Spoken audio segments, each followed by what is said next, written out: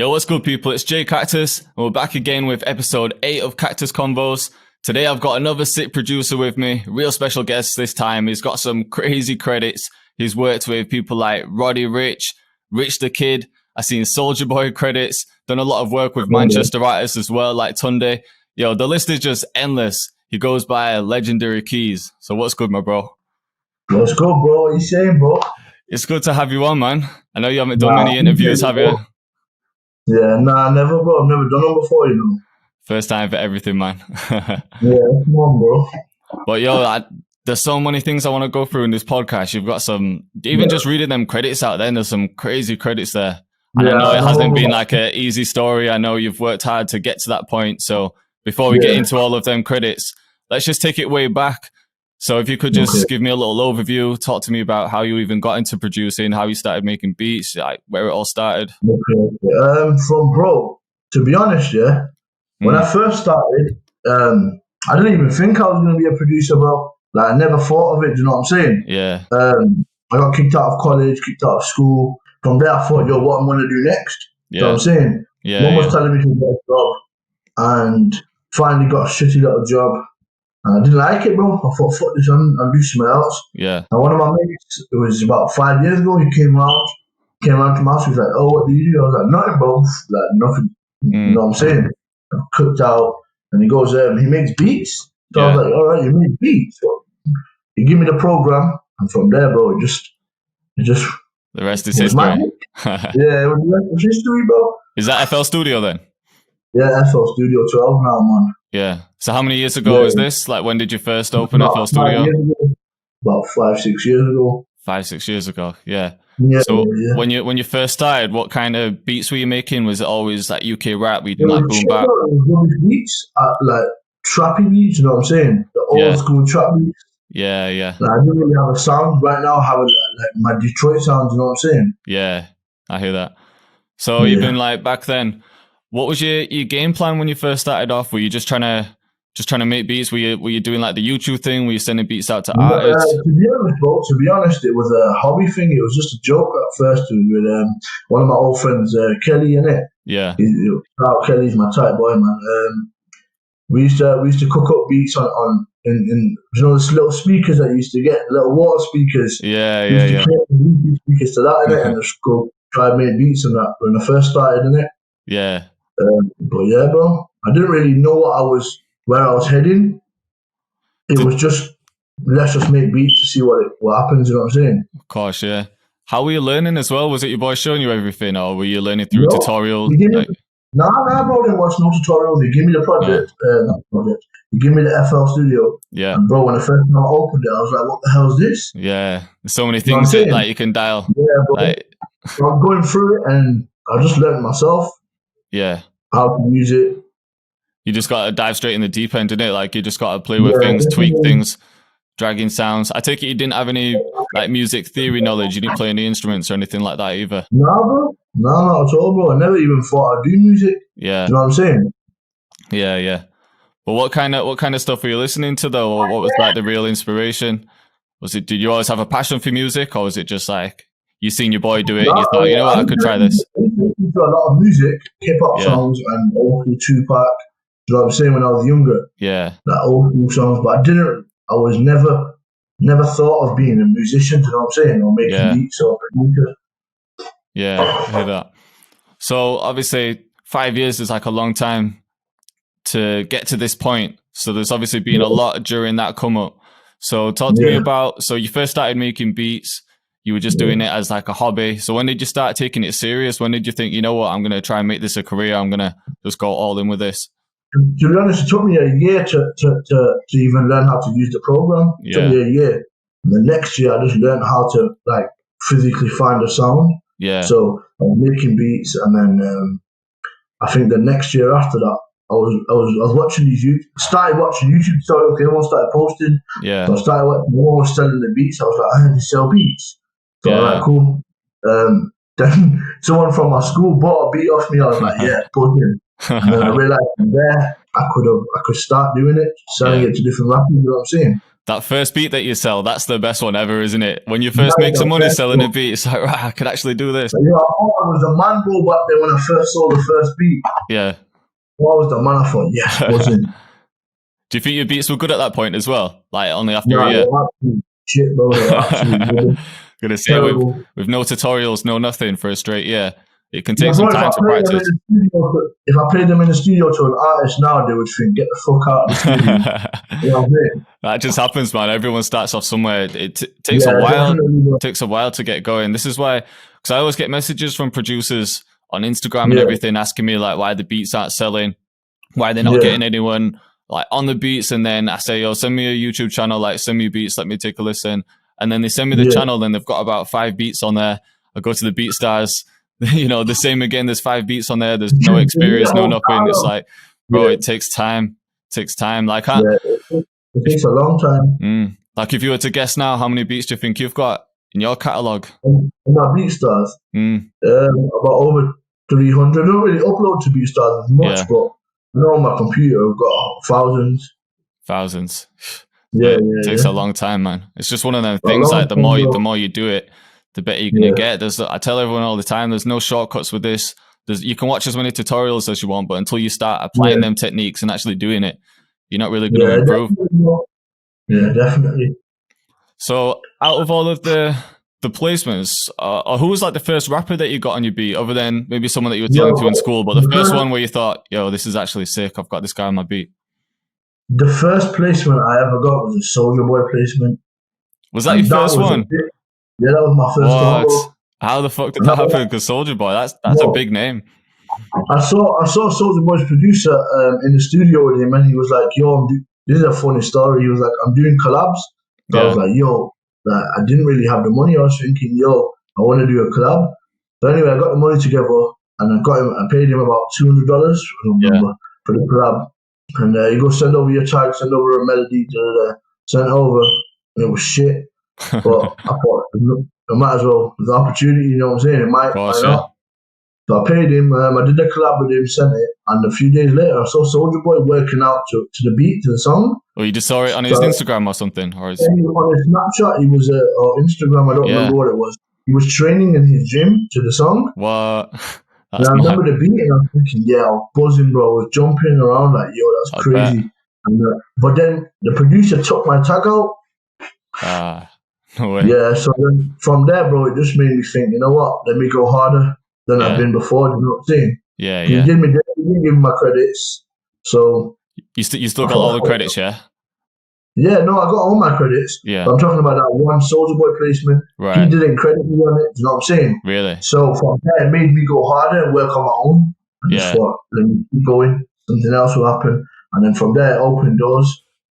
That seems like even though he's done that to you, I feel like that can't be too common. I always think it's wise to invest in yourself and pay for collabs because opportunities do come out like that. And even though he kind of fucked you over with the tag, you've still got that credit there. You've still got a track that Soulja Boy's jumped on. Yeah, 100%. You know what I'm saying? Producer collabs is the way to go, man. Yeah.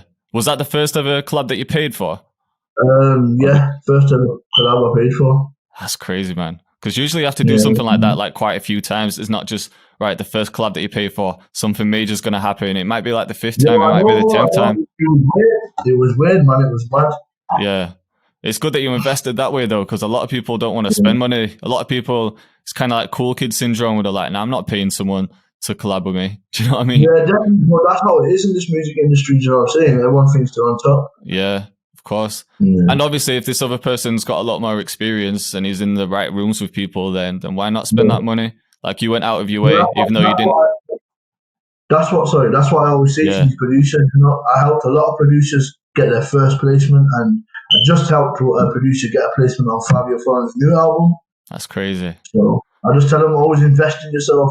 Yeah. And it's not always about the money, you know what I'm saying? It's about, if you've got a fire, then why not give them an opportunity to help them work with the network, like the people that you work with, you know what I'm saying? Definitely. So how did that happen then? Did he just message you on Instagram? Producers, like, you know how producers do, the DM you, like my DM's full of producers. Yo, let's collab. Yeah. Let's collab, but he hasn't got any money. Right. Like he's struggling to make sales. I don't want to mention his name, but yeah. So I said, all right, cool. You know what, bro? If you got some fire, email it me. And that's what I say to every producer if you can't afford, because everyone struggles, you know what I'm saying? Yeah, So if you can't afford a collab, I said, all right, send me some fire. He sent me some fire, and I thought, you know what, bro? I go, what's your number? I go, let's work, bro. Let's work back and forth, and let's try and get an placement for you, you know what I'm saying? Yeah. I first got him a placement with Fivio Foreign, and one of my artists that I worked with, and I flew to Manchester called Trev Muller. Yeah. So then after that, we started hitting placements back to back. I bet that guy loves you now, doesn't he? He's got that free collab plus a major placement. That's crazy. That's crazy. How did you meet Fivio, by the way? How did that first placement happen? Yeah. Bro, it was through an artist, Trev Muller, that I was just talking about. I've known Trev and Fivio for many years. Yeah. Before even Fivio was a big artist, you know what I'm saying? Yeah. Remember we was on FaceTime and he was like, yo, Keyzz, send me a beat, man. Let's get to the studio and I want to come to the UK. Do you know what I'm saying? How many years ago was this? Was this even when he was doing drill? Because I don't know what he was doing before. Well, this is when he was doing the old school New York drill. Right. Yeah, yeah. You know what I'm saying? Yeah. The old school New York drill, and when he wasn't doing the UK drill. And then I remember he was on FaceTime and he was like, yo, he was telling me about his life story and he told me, yo, man, I want to see like UK money. So I showed him UK money, not to brag, but just to motivate, you know what I'm saying? Yeah. And I remember, bro, it was crazy. It just shows that if you be consistent, you know what I'm saying? Look at his success. Oh, of course, yeah. How long's he been on the grind? Like, I obviously know of him, but I haven't looked into like the full story. Yeah, he's been bro for years, man. Yeah. Been about for years. Him and Gino, Young Costa Motto, everyone. Yeah. In the Brooklyn scene. Yeah, facts. So what about I know you've worked with a lot of like local artists as well. I know you've done a lot of work with Tunde. Is that just someone that you know personally? Yeah. No, Tunde I met at a video shoot, one of his video shoots. Oh, yeah. Shout out to Coop for bringing me in. Yeah. And this was, I don't remember when it was, about 2 years ago? No, 3 years ago, I'm not sure. But yeah, Tunde, man, I met him at a video shoot. And from there, we just got in the studio with American artists. You know, I don't know if you know Joe Blow. The name rings a bell. I can't think. Well, Joe Blow from LA anyway, from him and Joe Blow and another artist called Lil AJ. Yeah. We was in a session, and from there we just worked. From there we built a sound together, do you know what I'm saying? The Detroit shoreline just brought it to money, do you know what I'm saying? Yeah, of course. That's my little sound there, bro. So he has got his own style, Tunde. Yeah. You did his last video, didn't you? Like the freestyle kind of thing. Yeah, the Daily Duppy, that's it, yeah. And that's hit over, how many views is that on now? I think it's well over 1 million, isn't it? Yeah, 1.8 million, I think. 1.8 million, that's crazy. Is that the highest viewed beat that you've got? Or like single out there? What about the Fivio ones? Have they passed that? Fivio, yeah, bro. I'm waiting for the album, man. I can't wait for the album. It's going to be a mad thing. Oh, you've done a lot of work on the new album, right? Yeah, and his new album's dropping. It should drop soon, man. Yeah. Has he said a release date? No, I have not got a release date. He said very soon, and him and his team are just told me it's coming out soon. Yeah. I think he posted on Instagram as well about it. Right. Yeah, because that'll be big for you, man. Like, because he's huge right now. He's huge right now. His last, I forget which, he had that first music video, not his first one, but the first one that went viral. That I forgot what it was called now. The Big Drip. Which one? The Big Drip produced by Axel Beats. Yeah, that's the one. I think that was the one that went viral. I don't even know how many views that's on now, but that's been going crazy. I don't even. It's on about 18 mil, I think. 18 mil, jeez. Because his type of beats are the ones that I produce, and he was like the keyword that I was going for. But I know he hasn't put anything out in a few months, so I'm waiting for him to drop another project, because as soon as an artist drops a project, that's when everyone starts searching for their type of beats. Yeah, I know. Yeah. So how about YouTube as well? Because, in fact, before we move on to YouTube, let's go through the Roddy Ricch placement, because that's huge as well. So how did that happen? Well, I'm still waiting for that, man. I'm waiting for his team to hit me back for that. I've got a song as well. That was a collab as well, but it wasn't a paid collab. It was one of my homies, one of his producers that worked with him from America, LA. So it was through him. So that was another paid collab, did you say? No, that wasn't a paid collab. That was through boys. Yeah. I've known him for years, and he hit me up saying, "Yo, let's get a collab. I'm in the studio with Roddy, and I go, Khan. And then him and Roddy actually jumped on the song. Yeah.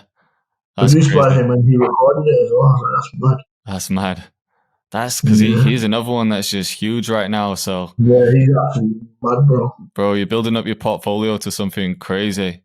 And I imagine like the more credits that you get under your name, the more that you've got on your socials, that just brings just so many more people to you. Because people, as soon as they go on your page, they'll be like, yo, he's worked with this person. So who is this producer? I want to work with him. Yeah, definitely. That's what it is, bro. Just having credits and credentials for yourself. You know what I'm saying? For your catalog and who you work with. Of course, yeah. What about for new producers though? Because obviously everyone wants them placements, everyone wants to get them credits. But for new producers, it's obviously a bit hard. So let's say that someone's beats are actually good. They've been producing for a few years. They're at their stage where they want to start getting artists on the beats. What do you think is the best direction for them to take? The best direction is, bro, just collabs. Collabs with new producers that are already out there, and paid collabs is the way, bro. That's how I started my whole career, through a paid collab. Yeah. Through a producer who ripped me off, took my tag out, and didn't give me no credit. Made me, motivated me to go more. You know what I'm saying? Yeah. Go more harder, and never stopped. And from there, bro, it opened doors and doors for me. And I just kept on going. But yeah, collabs is the one, man. Yeah. Producers get them collabs going, man. And now you offer collabs as well, which I think is a good service, man. So anyone that's listening, like, are you still running that? Are you still running that deal? Yeah, I do collabs for a bit. Yeah. So what you're looking for from producers, just loops, like just melody loops, drum loops, or? Drill is the one at the minute that I'm working on. So melody loops. Mainly melody loops. Yeah. Yeah, melody. So have you worked with any other maybe up-and-coming producers and landed other placements for them? I know you've done a lot of collabs, but... there's loads, bro. There's one that I met from Blackpool that paid me from collab. Yeah. And this was a year ago, a year and a half. I could name so many, bro. There's actually one guy that paid me for a collab a long time ago. Shout out him, man. We did the Rich the Kid one that's on Wellstar. Yeah. That's over 2 million views. That's crazy. Yeah.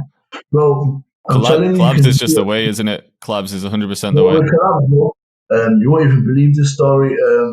So we got a collab. He paid me for a collab. I got him a placement, and Rich the Kid was performing in his country, like his city, innit? Yeah. And then, so he goes, yo, bro, I want to go to the show. So I said, all right. I called up Richie West and Young Dread, and he was like, yo, tell him to meet us at the show. Yeah. And that was through a paid collab, and then they got him on stage with him as well. What? Yeah, that was dope, bro. That's crazy, man. I think that's one thing that I'm going for this year as well. Even if it's paid collabs, I'm just trying to get... I think like last year I was so focused on just building up like social media, building up YouTube and everything. Yeah. But I wasn't spending a lot of time working one-on-one with artists or collabing with other people. But I feel like this year, even just from what you're saying now, it's kind of motivated me personally to just collab with as many people as possible. Yeah. That's how I'm landing some placements as well. Like, not like major ones, but I'm starting to get more artists on my beats. And that's through working with other producers, me sending them loops. Because for someone that might be quite busy and they don't have all the time to like network with people, why not pay someone that invests all of their time in networking with people, or someone like yourself who's already got these connections? Because then you don't have to be like DMing people like all the time trying to build up these connections. You can just pay someone, do the collab with them, and then let them do what they're best at. Does that make sense? Yeah, that's what I'm saying, bro. That's exactly what I do. I mean, make beats in my own time, and producers that hit me up, I say, just send me them. Yeah. You know what I'm saying? Get placements all the time, bro. It's quite easy for me. Yeah. I'm not really big-headed, bro, but it is really easy for me because I've got that connections that I work with. Yeah. So I'll just offer it to producers, bro. Well, of course, you've earned that. You've earned that. It's been 5 years of grinding. You've got them placements. You can tell that you're dedicated, and it's just one of them things. Just building up connections, isn't it? You've got this network of people now, so they're obviously coming back to you for beats. Like a lot of people, like artists, they might not be going through the emails all the time, just checking beats. Most of the time, they've probably worked with a producer before, and they've had tracks that have done well. So then they just go back to that producer and say, "Have you got anything else?" Rather than looking for new people all the time. Yeah, that's what I'm saying, bro. Do you get involved in studio sessions much when you're doing these tracks? At first, bro, I didn't really do that. I was just a bedroom studio producer. You know what I'm saying? Yeah. I never really was not nervous, but I didn't want to do it. Like I just wanted to stay home with people. But now, for the past 2-3 years, I've been in sessions with artists, with Rich the Kid, J Crit, Don Q. There's a lot of them. Yeah. You know what I'm saying?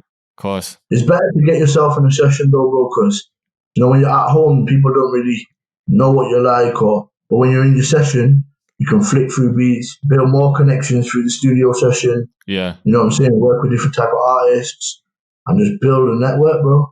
Build your connections. 100%. Yeah, I feel like people can get too comfortable because it's obviously nice and cozy in your house, isn't it? You can just sit down, make your beats, send a few DMs, but once you actually dive into a studio session, then you're there with people then. But what about for new producers, though, that don't really know anyone? How could they maybe get into a studio session? Because it seems like in America, it's a bit different. There's all these like huge studios. Everyone's just running sessions. People can just hop in and out. They might be in the room next door. It feels like it's not really like that in the UK, unless I'm missing something. It's different in the UK. You got to make sure that you and the artist are building together in a session. You know what I'm saying? Yeah. For new producers, bro, just Instagram is the way. Instagram. Build your brand as a producer, network, work with through other collabs, build with upcoming artists as well, not just go for big placements. Yeah, facts. I feel like that's what I've been doing for the past 5 years, bro, just working with big artists, not worrying about upcoming artists, but really, bro, upcoming artists, you can build an artist from scratch and blow him up, you know what I'm saying? Definitely. So, I speak about this a lot as well, because a lot of people will just go for the big placements and they might send emails out to like Roddy Ricch and Fivio for it. Obviously, it's working for you, but for a lot of people, that might not work. So maybe the best bet is to start a little bit smaller. Start with some... Yeah, sorry. To be honest, bro, I don't send it through the email. So what I do is when I make a beat or I have a drill beat, I just ring them or FaceTime them or give them a little text. Hey, bro, I just made a banger for you. And they'll just send it straight over. So I'll send it to his phone. That quick personal connection. That way, because emails, it gets blocked. Because imagine how many producers I email them. Yeah. Yeah, you know what I'm saying?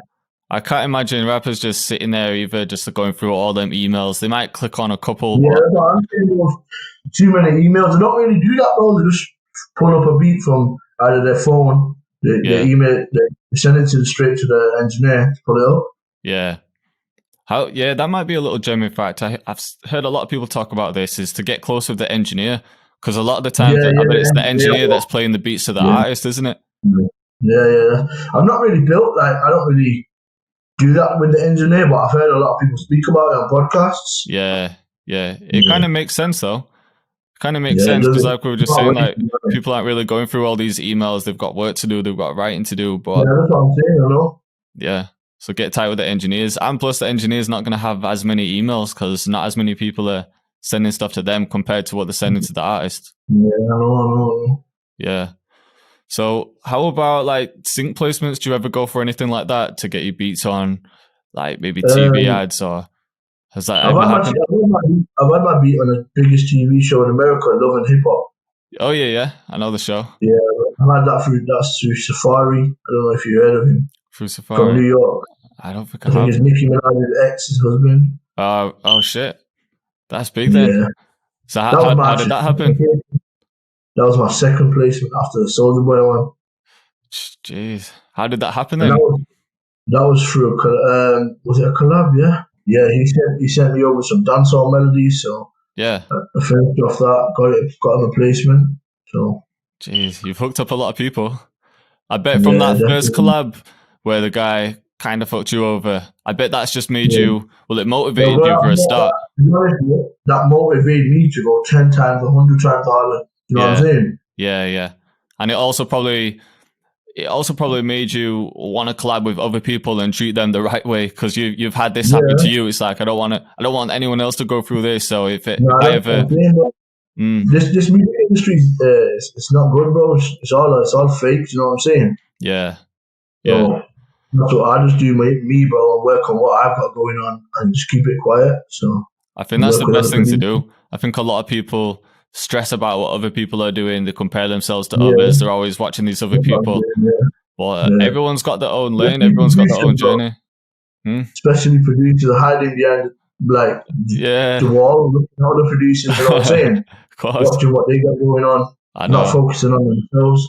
Yeah. Everyone's got their own lane. Like it could take someone a year to blow up. It could take someone 5-10 years to blow up. Like you just don't know. Literally, the only thing you could do is try as hard as you possibly can, do everything that you can, network with as many people, collab with people, invest in yourself, pay for collabs if you've got the money. And then you just never know. You never know who you meet, who that collab gets to.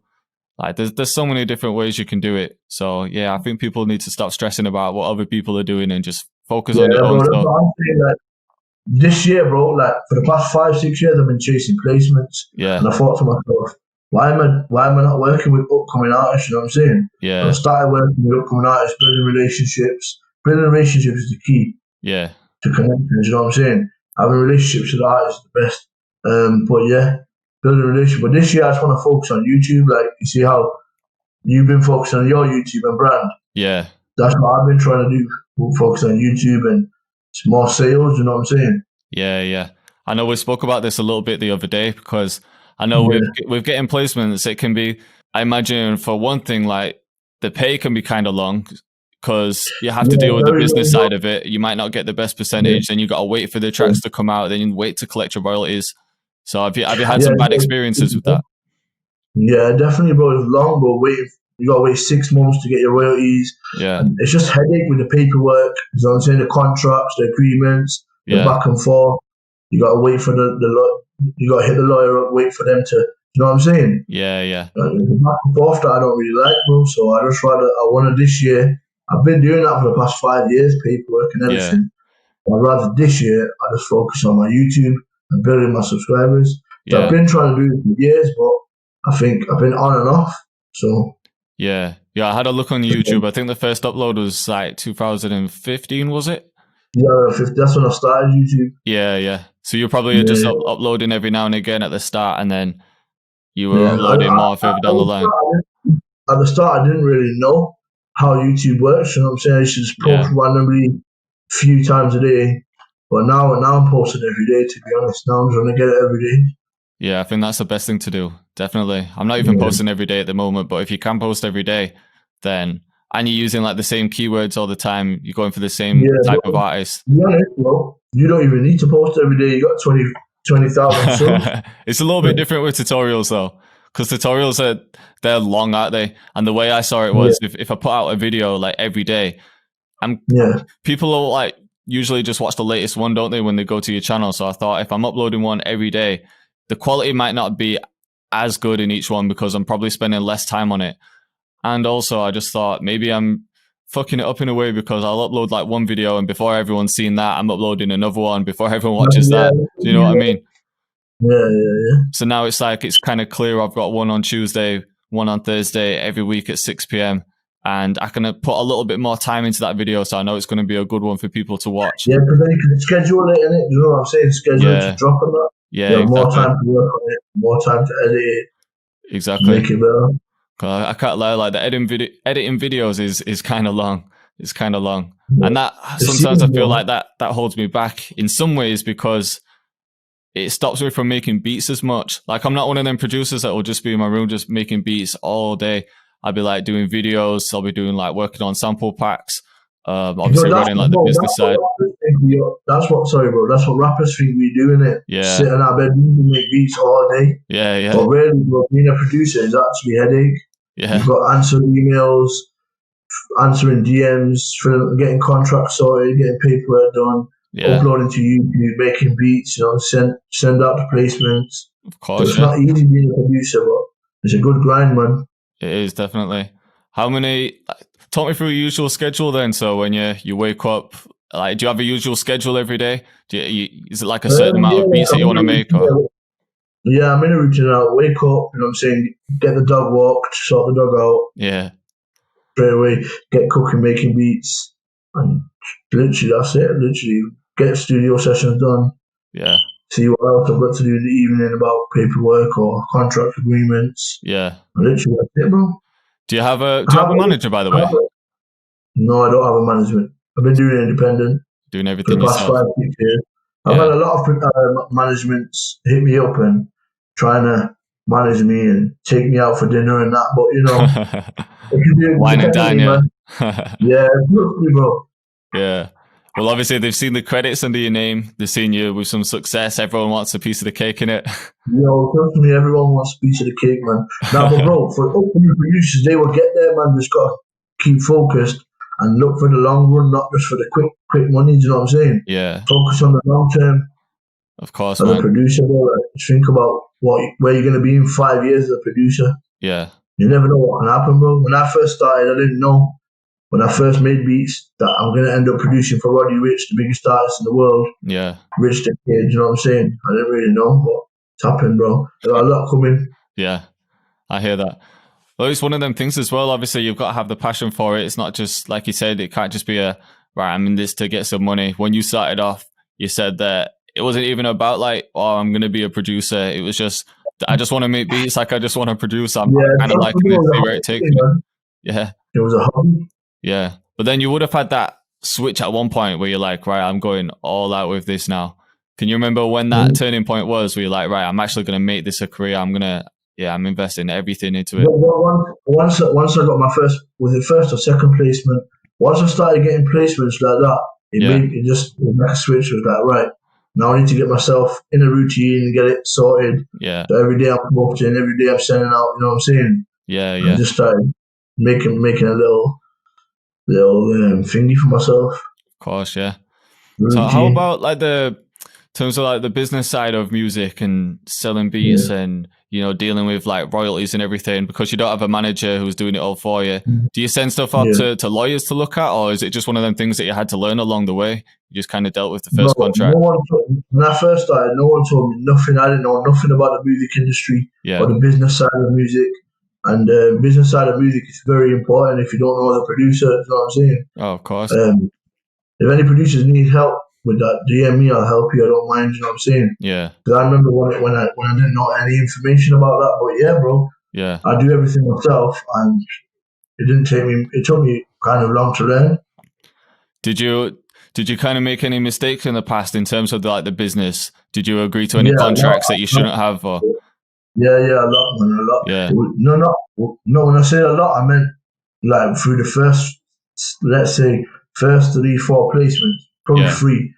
Can you remember what the mistakes were? Did you agree to like less publishing? I don't remember. I don't really remember, to be honest. But you know what it is. But rappers like to push it. You know what I'm saying? Rappers and the label and the lawyers, they like to push it, bro. They like to take ages. They like to not agree on paying for the beat or the publishing. So, bro, rappers, bro, they don't really want to pay up front. They don't even like paying for beats, bro. They always want free things. You know what I'm saying? Yeah. So, as a producer, since I was started, I had to do everything by myself: contracts, agreements, royalty shares, split sheets. So it took me a long time to learn as well, bro. Yeah, there's a lot involved, man. There's a lot involved. I forgot what the book's called, but for any new producers, I'd recommend reading this. Right, let me Google it now whilst I'm here. There's one like main book for music business in the UK. It might just be called Music Business, like UK edition or something like that. Let me find it now. Because I actually read this recently and there's so many things in there. But the book's huge. Oh, this is it. So all you need to know about the music business. That's actually the US version. And then the UK one it's just called Music, the Business. I think the latest one is the 7th edition. There might be a newer one. Anyone that's listening, read that. It's literally got everything in it. So did you read anything like that? Or was it just Googling stuff as it came up? I don't really like reading books, to be honest. But yeah, bro, it wasn't that hard. I just had to learn myself. If you had to break down, like if for new producers that are listening that have never really researched like royalties and splits, how would you break it down in like in a simple way? Like how would you explain royalties to someone? Because there's obviously different types. There's like your mechanical royalties, and then you stuff through PRS for like sync placements and things like that. Yeah, bro, definitely. Every producer, if you're from America or UK, make sure you're on BMI or PRS. Yeah. And make sure every time you make a song or with an artist, you get a split sheet out. You know what I'm saying? Yeah. Sit down and do a split sheet. So you work out the percentages and who's getting what, and the splits with the producers that are in it as well. Yeah. So to be honest, bro, just make sure that's what you need to make sure. That's most important. Working with artists. Make sure the split sheets are there. So what the PRS collect things like live performances, radio play. Yeah. If it's played on TV, I think. What does BMI collect? The same thing. Same thing. Is it just in the US? Is that where they collect it? Yeah, it's the American one. Oh right, okay, yeah. So you need BMI. PRS, there's BMI, and there's ASCAP. I think I said ASCAP or ASCAP. Yeah. The other ones I don't really remember, but I'm on BMI to be honest, and PRS. Yeah. So let's talk about YouTube then, because I know you've in a way wanted to make the transition of being like a so-called industry producer to not a YouTube producer, but you're trying to be more active on there and get online sales as well. Yeah. Is there a reason for wanting to make that shift? Is it just so that you can be more in control of your sales? Like there's no dealing with artists. It's just, to be honest, bro. I don't know. I just like to post on YouTube, and it's just more, increase more sales. That's it. I want to grow my subs. That's something I wanted to do since I started making beats. You know what I'm saying? Yeah. Just growing my subscribers.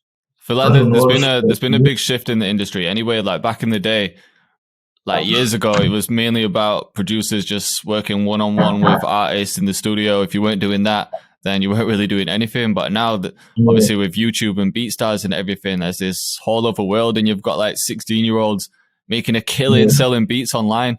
So that's what I'm saying. So you might have like you might sell a beat for like a couple thousand by being like an industry producer. You might get like whatever your fee is. I don't know what it is, but then you can have a beat on BeatStars that's getting like 1 million views on YouTube, and you're not even selling the exclusives. You're just selling like whatever the lease is, $30 leases, $50 leases, and that's just like coming in. Like imagine how many sales you're getting from a video, like a beat that's on 1 million views. I don't know how many it would be, but it must be a lot. That's what I think. Is it Ant Chamberlain? Ant Chamberlain, yeah. That's what he said on the video. He said you can just release it as many times. Yeah. You know what I'm saying? If you get 1 million views, you get 2 million views. You get paid from either YouTube monetization, and ads, and also your beat leases. You know what I'm saying? It's more better than that. Yeah, it makes sense. So it kind of puts me off selling exclusives, because it could be a slow month and then someone reaches out and they want to buy an exclusive for a couple hundred. And at that time, you might think, you know what? Yeah, like the beat's not really doing anything. But at the same time, that beat could pop off in a year's time. You just don't know. It's always like, I bet some of your old beats sell a lot more than like the new ones that you'd least expect. Yeah, I get a sale all the time from a beat that I made. You know, I don't know if you heard that rapper called Rams that blew up a few years ago with the Parking song. Oh yeah. I made a type beat that sells all the time that I made a long time ago. But bro, just as what you were saying before, selling exclusives, that's one thing you don't want to do. Yeah. Unless someone's offering you at least a high amount. Yeah. Because do you know what I'm saying? Because it could be a banger, and you could sell it, and now you've lost out and still leasing it again and again. Yeah. The artist could blow up and you could sell it for the low. Like if you're doing deals on exclusive rights and he gets that deal and then he's become the #1 artist in the world off that song, that's all you're getting, and then you're getting your percentages.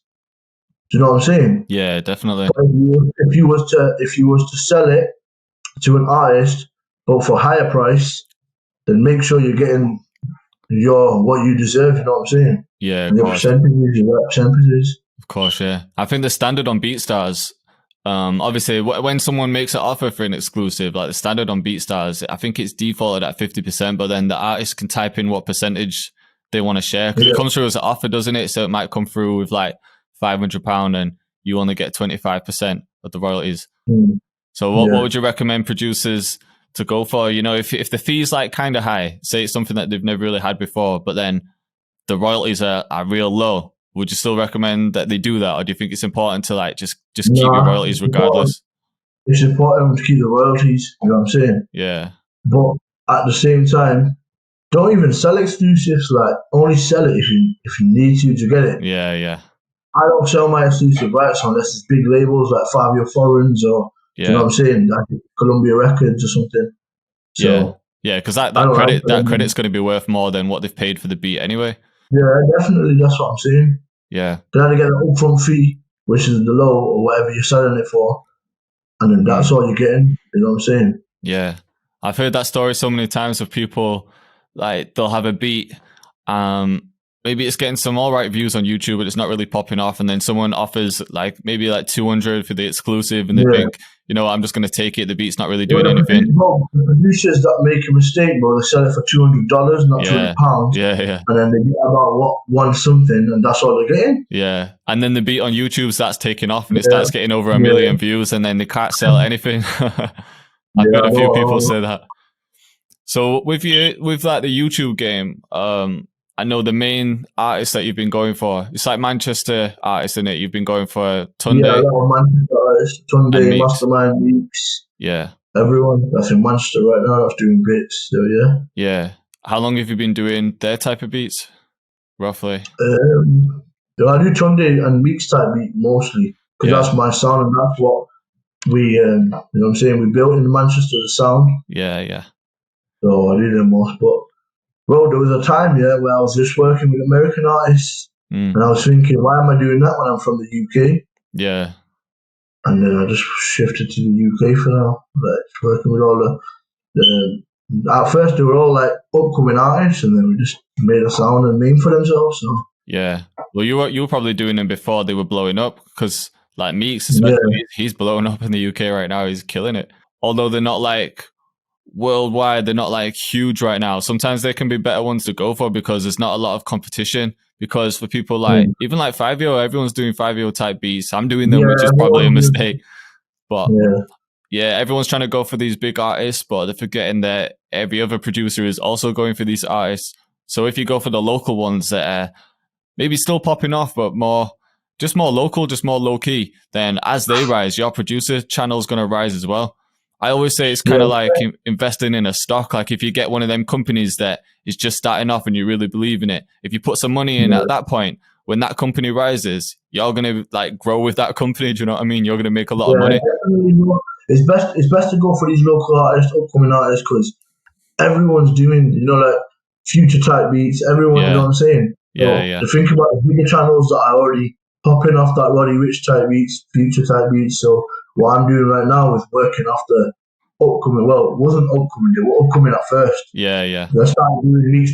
I started doing Meeks and Tunde type beat when nobody started doing it. Yeah. So then I started doing it, and then I went off, on and off YouTube. Yeah. But right now I'm just working on every day, just posting Meeks type beat, Tunde type beat. Yeah. So even though you had that pause, obviously, because you're uploading beats now, if someone comes to your channel, then they see that beat, then they're going to go to your other ones as well, because all of the previous ones that you've been doing are them. That's what I'm saying. You see with my YouTube channel, you know what you're getting. Yeah.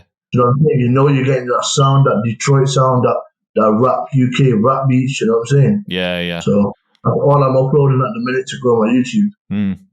I think that's the key, because again, I get a lot of messages from people asking me to look at the YouTube, and they say, why aren't I getting sales? And then I look at the YouTube, and then the thumbnails for a start always look different. It's just something completely random every time.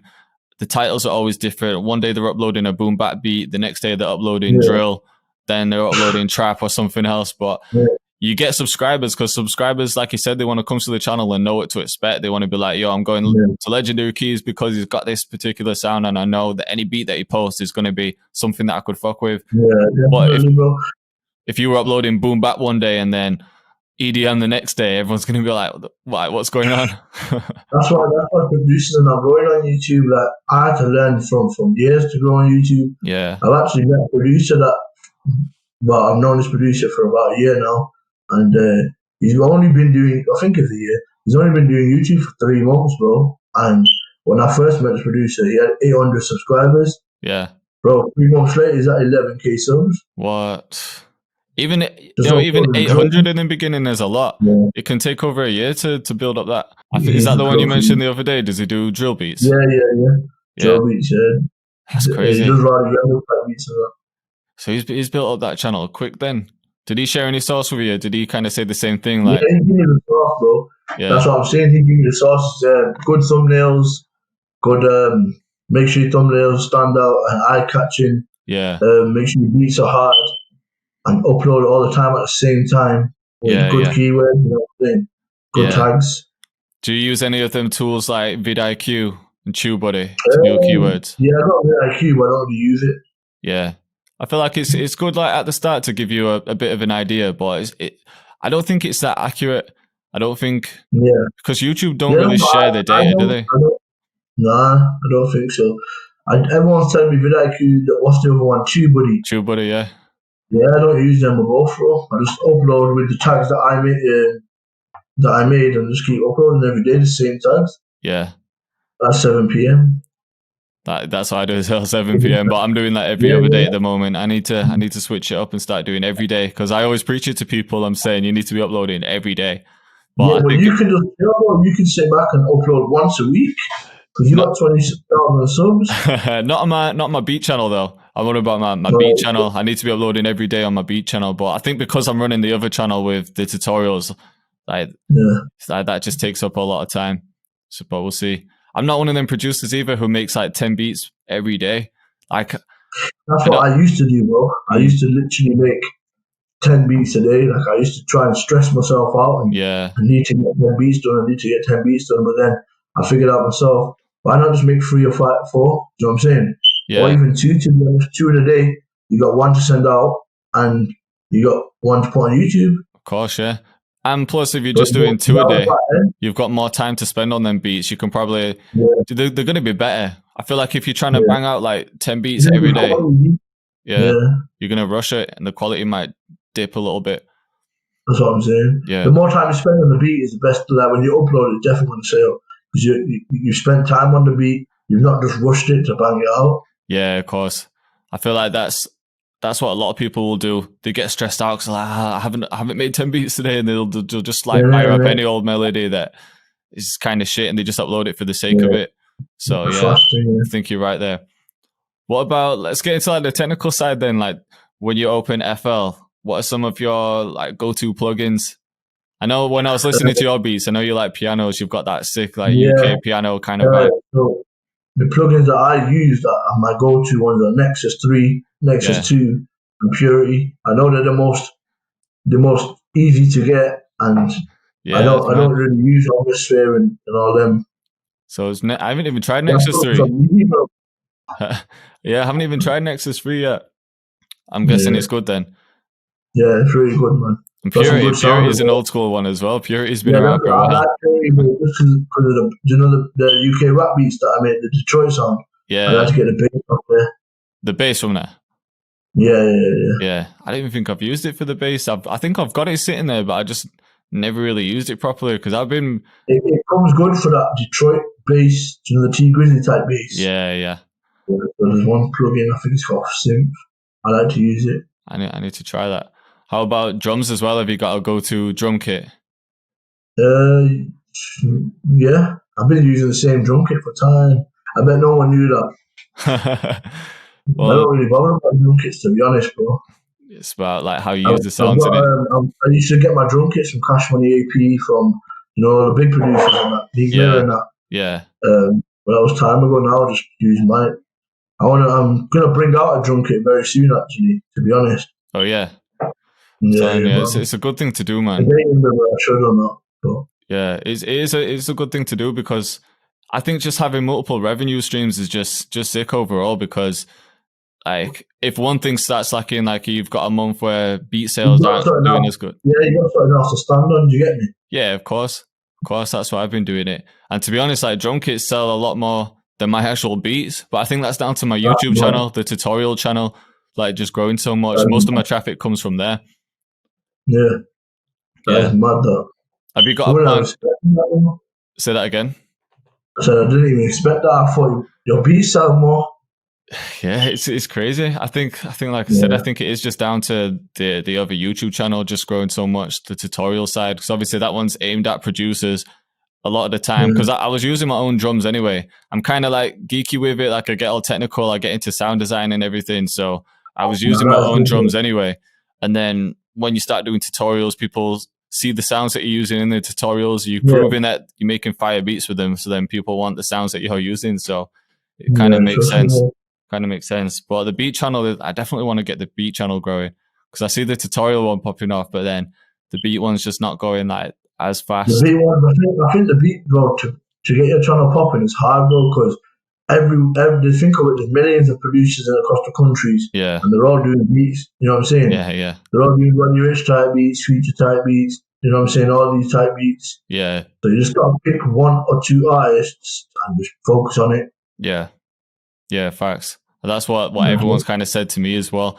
I was joining, like, speaking of Ant Chamberlain, in fact, I was joining one of his live streams because he does this course for producers. And same thing with investing in yourself, even though, like, 100 points. Yeah. So obviously, even though I teach, I still don't think that I know everything. I still like to learn from other people. So when I see things like that, I like investing in courses. I like investing in stuff like that just to see how other people do it. And yeah, he was dropping some gems in the course, but that was the same thing that he did because he did a marketing video and he was just telling everyone about how you should only be picking one artist, two artists max. Like everything should just be the same all the time. Like obviously with the way that your thumbnails look. In fact, to be honest, with the thumbnails, he doesn't create thumbnails. Nah, he just used Tunes to Tube. Yeah. Have you seen that? Sorry. I was just going to say, have you seen that website Tunes to Tube, where you just drag in the MP3, you drag in the picture, and then it makes the video for you? I've seen a lot of people do that, but no. It's a time saver. Like I don't use it personally, but I feel like I need to because right now I make videos in FL. Do you know that Z Game Visualizer? Have you used that? Yeah. Nah, I used it when I first started making beats. Never used it again. Yeah.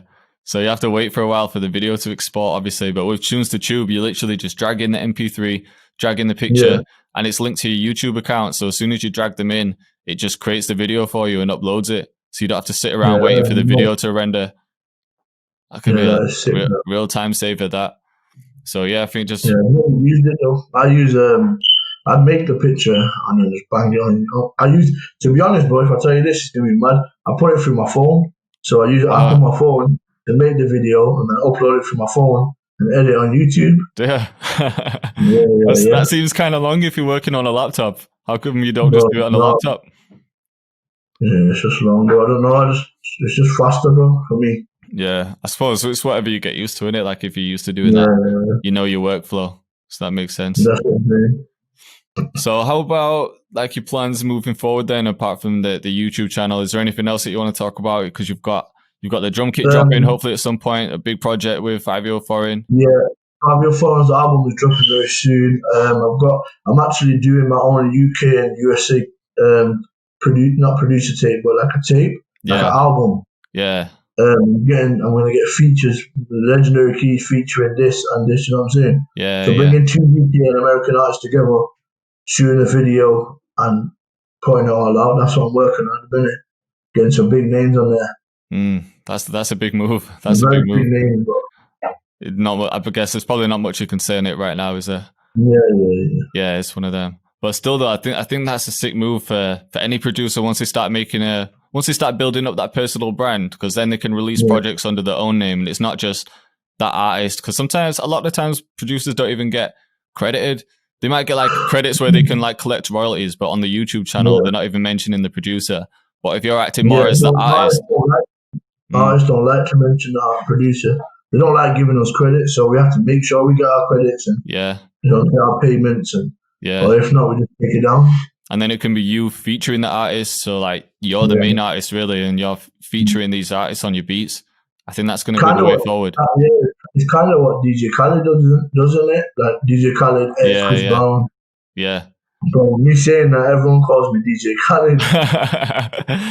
Yo, does Khaled? I know he must make beats, but it seems like Khaled's more of he just like brings everyone into the room. He kind of orchestrates it all and like tells people what to do. Like he's got ideas for the hook and everything. Yeah. But does he actually? He must actually make beats though.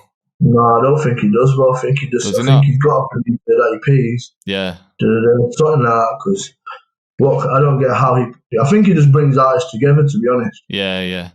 It's kind of like what an old school like producer was in a way. Like, because producers weren't always like beat makers. They were that guy that was just in the studio, just pulling everyone together, bringing session musicians in, telling people like what to do. But he knows how to make a hit, so it obviously works because people want to work with him because everyone wants a hit, don't they? So work with Khaled, listen to what he's saying, and then you've got a hit straight away. So bro. It's still a skill set. That's kind of what I'm doing. That's what I'm doing. But I'm getting probably upcoming artists. But I've got some big names on this album, so I'm just trying to put it together in it and release date and get the cover art and shoot videos. That's my main. Do you know roughly when you're looking to drop it? In the middle of this year. Yeah. I'm just getting everything together at the minute. I've got 1 or 2 features started, but yeah, bro. And I've also got more big placements on the way as well. So I don't really want to speak about it. I just want to let it happen. You know what I'm saying? Yeah, of course. Sounds like you've got some exciting stuff happening then, man. Just going back to that thing as well with people not wanting to credit producers. That always bugs me, man, when I'm watching a video and there's just no mention of the producer. I don't get why they don't want to do it. It's like they don't want to add this extra name, like it's going to make the title look ugly or something. I don't get it. They're doing them a favor. Yeah. Because they have to pay for it. If you give them for free, then they'll do it happily. But if they pay you for the beat, then they think they're doing you a favor. You know what I'm saying? Yeah. But I don't get it myself, bro. It's gonna keep going. That's gonna keep going. By crediting the producer, it's only going to help them because it's going to have your name in the video as well. So if people are searching your name, then their video is also going to come up. And it's also just going to... I don't know. Artists are just too big-headed, isn't it? You don't want to give our credits to... I've heard a lot of stories where producers are not getting their credits. You know what I'm saying? Yeah. I guess that's another reason why you wanted to get, not out of the industry, but just kind of just... You want to be the boss of it, essentially, don't you? You want to like run your own shit and not worry about what everyone else is doing. You just want to kind of build up your own empire. I've been running my own for the past 5 years. I don't have a management. I'm independent. Yeah. I've been doing everything by myself. But that's the reason why I wanted to move to YouTube, just to give myself a break from that. Do you know what I'm saying? Yeah. It's dealing with that is a headache, bro. Yeah, I was just about to say less headache is probably the main reason in it. But yeah, bro, I think we've been through pretty much everything. We've gone through your placements, like the YouTube getting, working with artists, everything that I kind of wanted to go through with you. So, well, I really appreciate you coming on the podcast. I think you dropped some major gems for people. Anytime, man. I think you've helped a lot of producers out. I think it's going to be another one that people want to listen to. So, yeah, bro, I appreciate you coming on. And just before you go, just let everyone know where they can find you. Like, let everyone know what your socials are. You can find me on Legendarykeyzz on everything: YouTube, Twitter, Instagram. Yeah, so, they're the main ones. All right. Everyone, go follow him up. Legendarykeyzz. It's been good having you, bro. Much love. I'll speak to you soon. All right. 1.